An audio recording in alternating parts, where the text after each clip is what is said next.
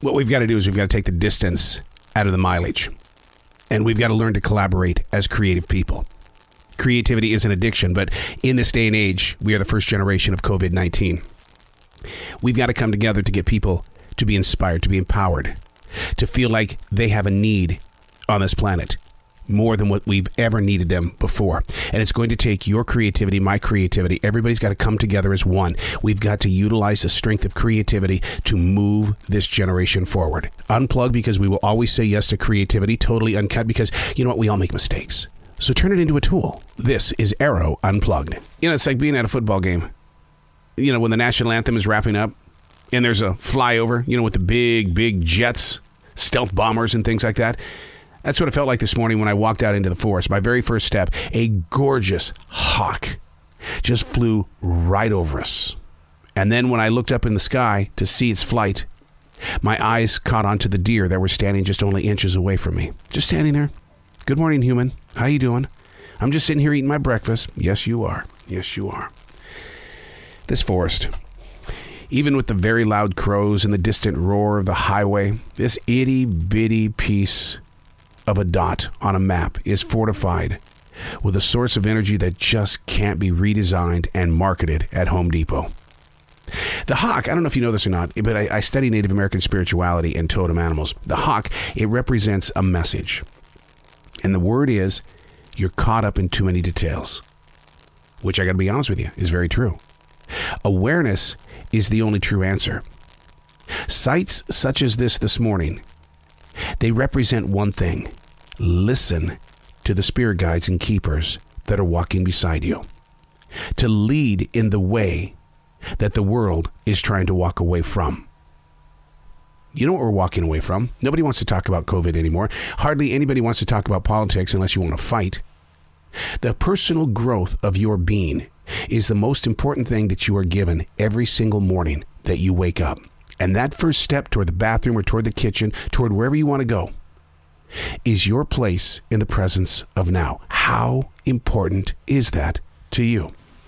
To experience it, to be empowered by it, it requires a place of study. Hey, it's Arroe. This is The Daily Mess, a chronological walk through an everyday world. I am a daily writer. I write junk like this every day. It's called freeform thinking, stream thinking, allowing the universe to move through your presence of now. And here's the strangest thing about doing this. What I'm feeling right now, I could come back 2 or 3 days from now, and it's a completely different thing. That's what I love about being a daily writer, is that the interpretation of what is being experienced in that moment of now always has the permission to change. Being in control of what is now. This is The Daily Mess. Knowing the length of my day and the expectation that I put into everything, man, it's playing hard on the child's dream and determination. I've not walked away from those uneducated ambitions that child has always held inside his heart. The dude absolutely had no clue what was in front of him, seriously. No matter what spins out of place, his love that he put into his gut was always filled with laughter and a personal need to get back up and do it again. I think one of the connections with Julia Cameron's book, The Artist Way, was the fact that she always talked about that inner child. That inner child needed to be listened to. That inner child had to be given permission to be creative. That inner child. A more recent book of studies talks about the subconscious mind, and actually what we do at the age of 8. How old are you now? Well, at the age of 8, we turn off our subconscious. And the reason why, because at 8, we're listening to everybody else's commands, what they want us to do for them and what they think is right for us.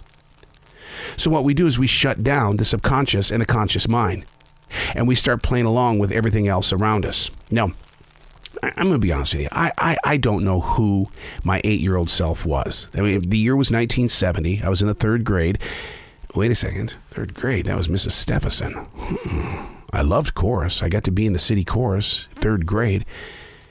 To race home and to dream, that was my thing. I would go home and hurry up and get in bed and just dream about a life that I wish I had. But who am I today compared to that 8-year-old? If I were to reactivate my subconscious and my conscious mind, where would I be? How could we turn this into an opportunity? Do you know how to do it? Are you leaning into this conversation to know that your 8-year-old self is still very much a part of who you are, but you don't know who they are? This isn't one of those things where it's a middle-aged man going through the life crisis and things like that. What this is trying to understand how we're going to go from 59 years old to 80 years old to 90, if I'm lucky to get there. It's knowing the ambition of that 8-year-old before everybody else took over and seeing what he saw and what he fought for, what got him back up on his feet again. It's the same thing for you. What did you do to find the strength to wipe your knees off and start moving forward again? The goal is to find that child. Right there. According to Julia Cameron, it's right there. All you have to do is listen. Well, what are you talking about? Write. Pick up a writing instrument and just say, dude, or hey girl, the research shows that you're still very much alive in me and you haven't been heard since you were 8 years old. I want to change that. I want to know what you think. You don't have to live in the year that you are right now, because I know you're very much alive in this present place of now. Your ambition as an 8-year-old, how can we make it the energy of right now? And you know what? That 8-year-old's going to talk to you. That 8-year-old is sitting there waiting to be heard.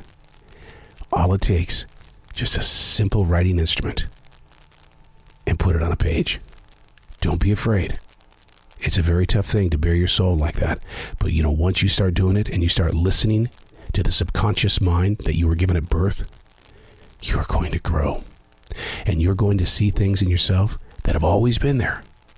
But because everybody else was controlling you, you always set aside the 8-year-old. I'm Arroe, and that's the Daily Mess.